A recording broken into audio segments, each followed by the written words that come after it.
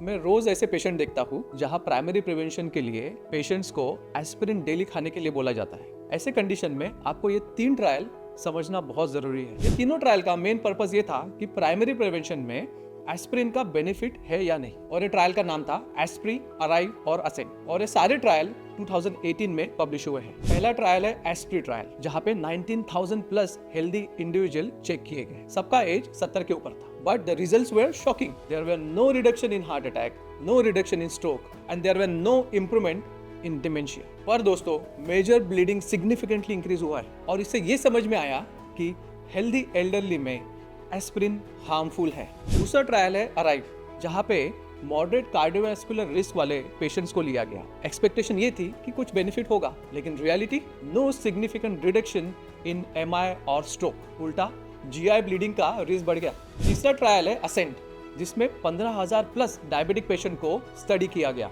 Just for primary prevention. Yes, serious vascular events थोड़े कम हुए, but major bleeding equally increase हुई। Net result, benefit और harm दोनों इक्विवेलेंट ही थे।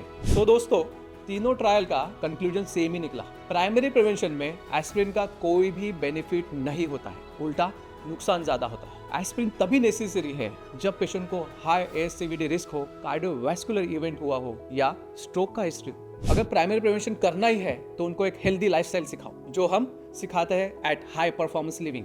Join our community today.